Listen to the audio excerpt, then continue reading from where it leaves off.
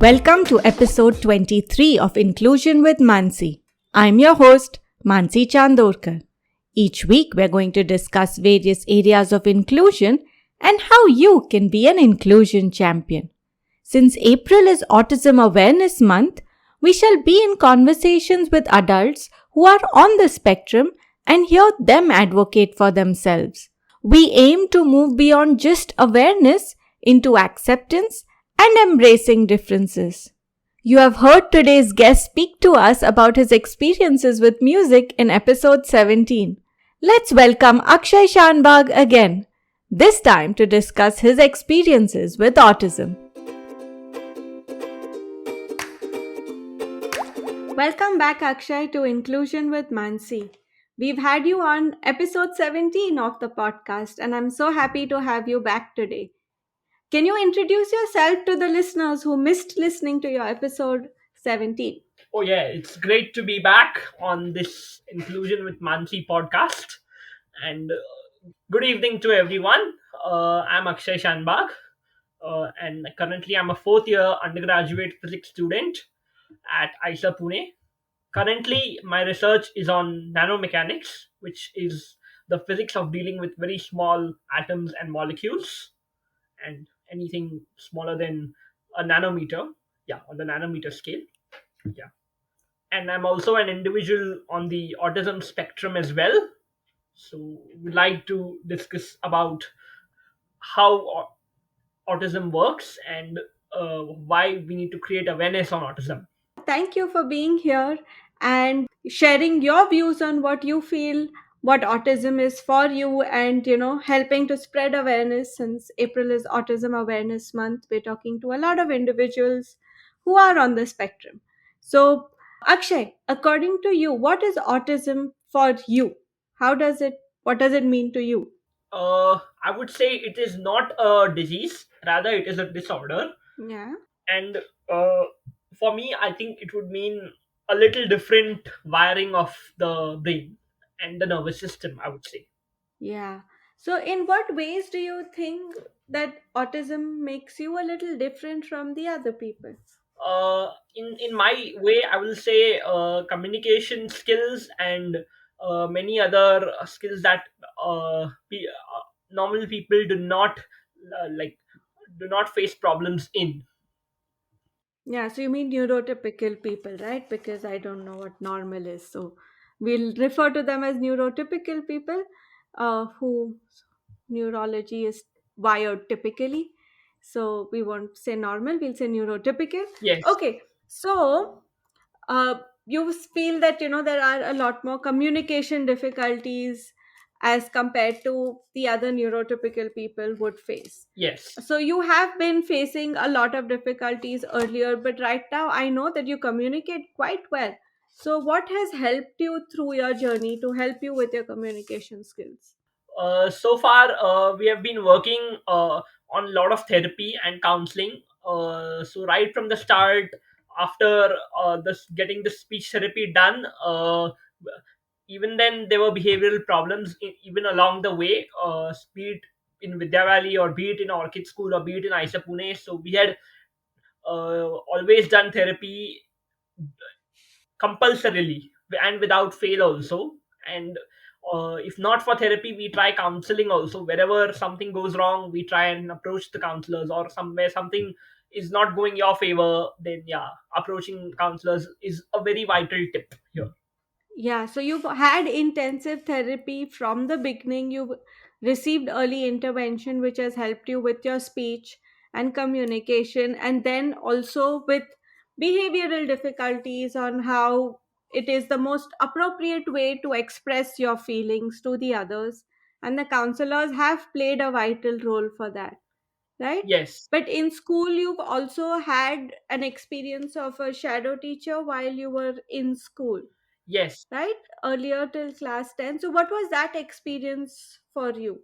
uh, in It was a good experience, I would say, although sometimes they were not like doing the way that I would be preferring, but otherwise it was a good experience. And then when time progressed, slowly they used to wean off, and then like sit outside the classroom, and then like initially they would move Yeah, sit with me, and then like they'll move back bench by bench, and then yeah. maybe sit out of the classroom and then in the library. So, for all those people who don't know who a shadow teacher is, can you tell us a little more in detail on what is a shadow teacher and how did your shadow teacher help you? I would say a shadow teacher should not is someone who can only help the child develop his behavior, and it's not necessary that she has to be good in academics. So, basically, she's there to support you, right? Yeah, basically only to support the child. That's how it works. Hmm. Yeah, so to support you, to help you calm down or to repeat an instruction and to make sure you're on task, to stay with you and to be there with you till you figure out how to do this on your own and become independent and slowly wean off from that process, right? Okay, okay, yeah, so that's how, yeah, that's how it worked. So, because I know you did not need a shadow teacher in class 11 and 12th when I met you, so which means that you did learn a lot of skills. Yes, so what I want to say is even some part of 10th, because some in 10th initially, even though I had struggled in the initial phase, yeah, slowly I was able to cope up.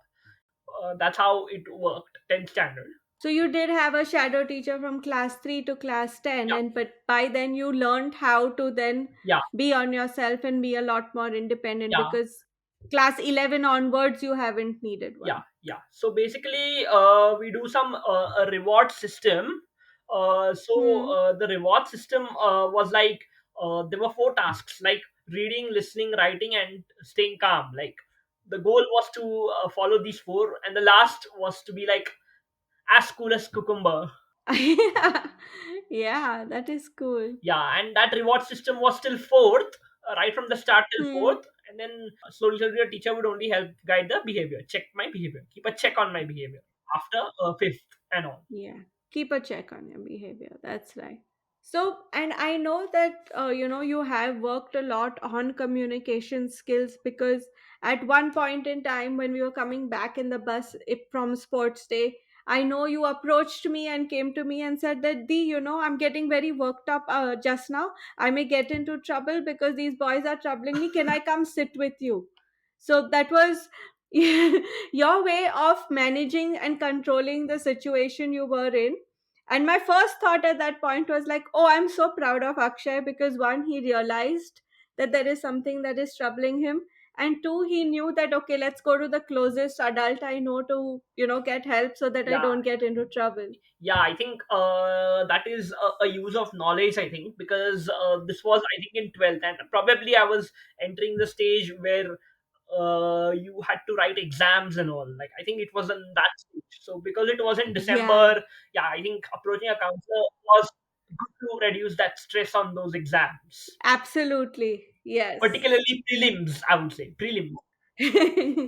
Yeah, it was. So I know that, school and exams and all is a very different experience, and then actually going off to college is a very different experience.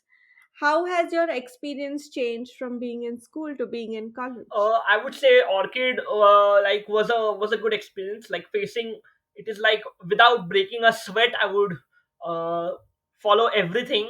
Although there were some interventions, but yeah, I otherwise did it without breaking a sweat.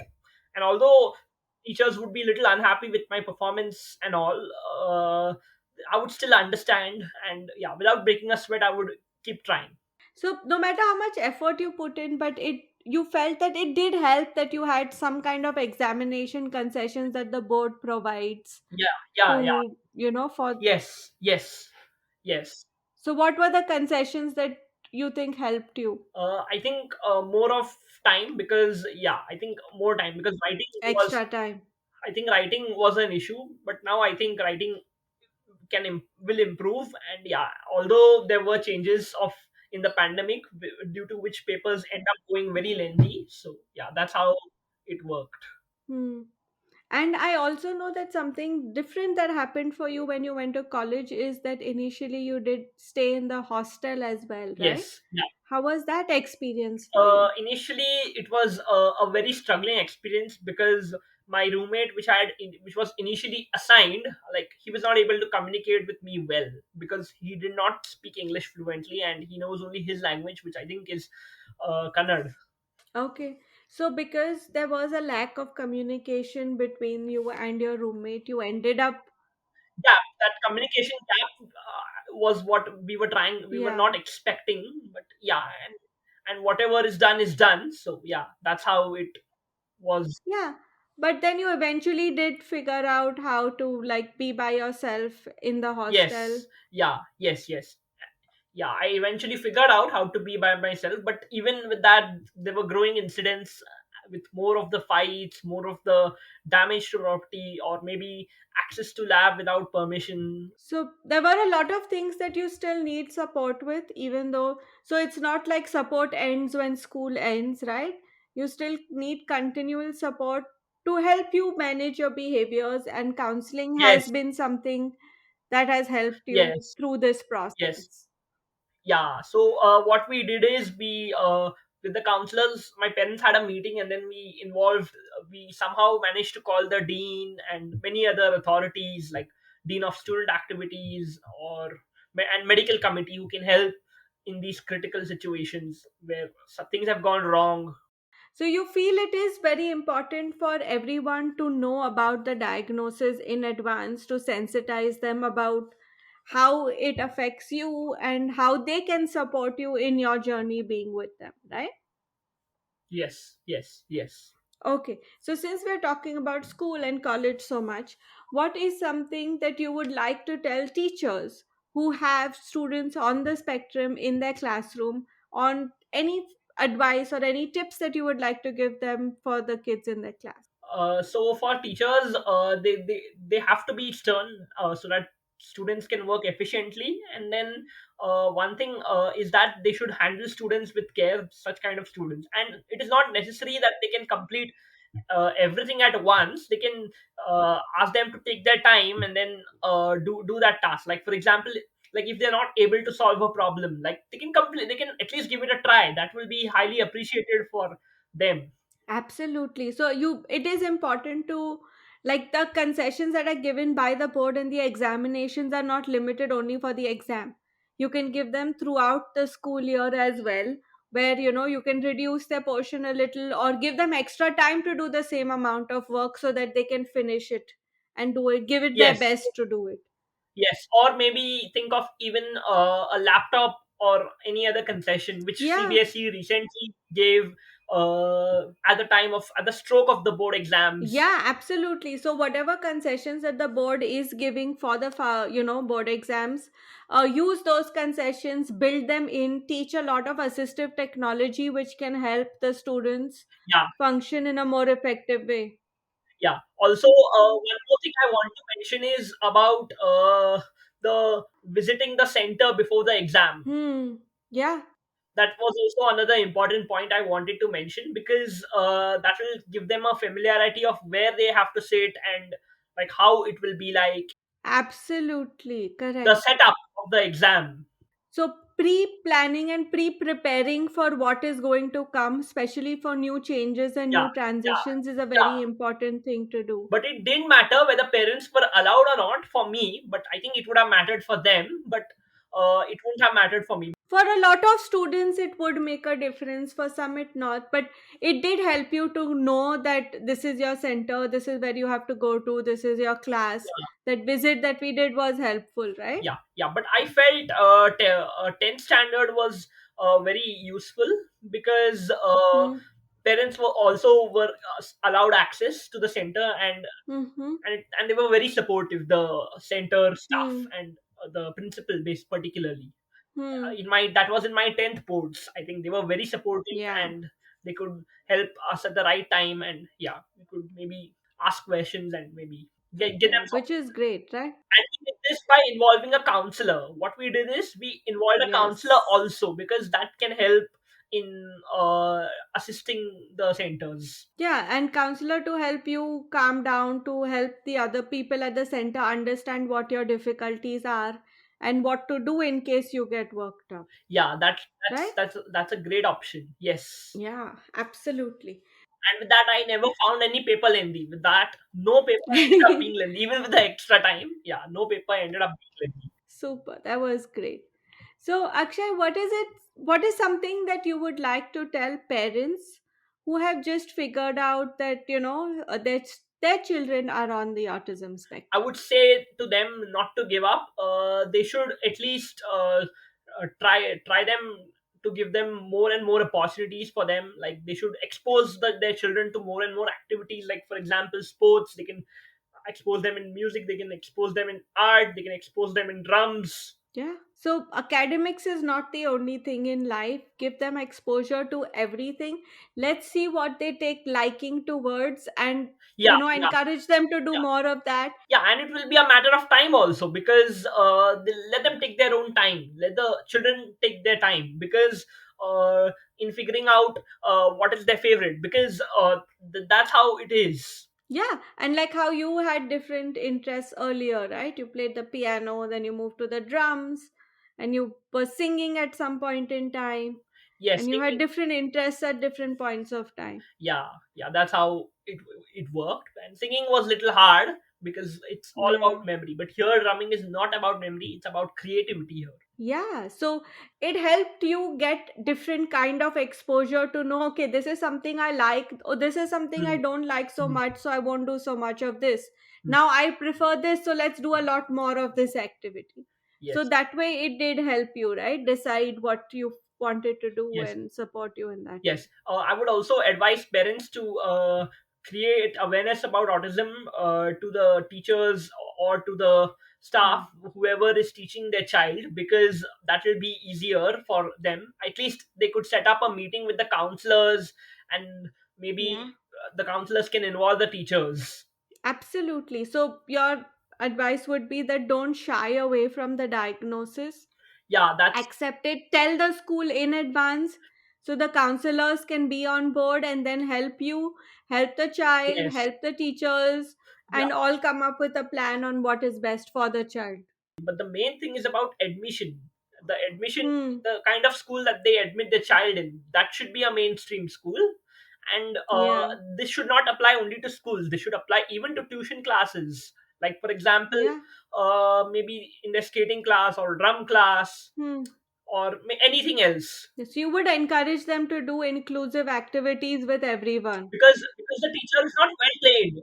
You don't know whether the teacher is well trained. Absolutely. So, no matter what class your child goes to, talk to them about autism, talk to them about how it affects your child, and what to do to help them and support them while they're at the Yes. class, right? That's what you're trying to say right now. Yeah, and why we need to give them these incentives such as this. And how to become cool as a cucumber. Yeah, how becoming cool as a cucumber. Yes, definitely. Okay. What is something that you would like? What is a message that you would like to give other individuals who are on the spectrum who may be struggling with accepting the diagnosis? I would say is to them to embrace it and go forward, because there are many people who simply cheat them thinking that it's treatment, but actually it is not. It's not, yeah, you're right. It's not a disease. So it's not something that you can treat with medication or anything else. Yeah, It is a way of yeah, it is life. a way of life, just like you have permanent something permanent. Yes, absolutely. So, and the best way to go ahead with something which is with you for the rest of your life is to become a self advocate Yes, and to talk yes. about it like you Yes, do. that is the only way I can advise them. That is a very crucial thing I would like to mention about it. And yeah, this is exactly what a few therapists have been working out with me, because that can help improve communication skills, and maybe also help those struggling, particularly those struggling to communicate well. Yeah, And being your self advocate is should go everywhere, not just schools, colleges. It can be anywhere, absolutely. Anywhere and everywhere that you are there, you are your own advocate. because because in India, I think 1 in 68 people have autism, I think, Yeah, that's quite a high number, isn't it? which is, I think, just more than 1% of population. Yeah, so you're sure to meet someone else with autism in your life at any point in time if you still haven't met any. And to know how to be more sensitive towards their needs and not to be rude and mean to them is something which is extremely important, right? Yes, yes, that's how. But this should also apply to many other people, like particularly government leaders or anyone Hmm. who is working as an official in India. So Yeah. that's how it it should work. Yeah. So before we end today's episode, is there any last message that you want to give out to spread awareness and more acceptance? Yeah, so one message I would like to give is about not giving up for the kids. And also I would like to say is make them expose in everything that they can. And yeah, as per their capability they can choose their favorite and not be forced upon. Yeah. And one more message I would like to say is about not being rude, not being mean, and yeah, create awareness, support them, and support all these kinds of people. We Yeah. hope to improve it soon in the future. Yes, I also hope that the amount of awareness improves. And the whole aim of this podcast is to start the awareness and reach to acceptance and eventually embrace the Yes, differences, and that we all yes, live in one inclusive community together. yes, yeah. And last year I had done a similar thing, but on radio. But yeah, Yeah. this year I'm happy to do it with you yet again. Thank you so much, Akshay. I'm so Yeah, happy that you agreed to come here and you're here and you shared your journey with us today. Thank you so yeah, much. yeah. Thank you. We look forward to meet you soon. Thank you for tuning in to Inclusion with Mansi. If you have enjoyed today's episode, do share the podcast with your family and friends. I would love to hear your feedback. You can connect with me on my Facebook page or Instagram at Inclusion with Mansi. You may also email me at inclusionwithmansi@gmail.com. Thank you for listening. Until next time, remember to share our similarities and celebrate our differences.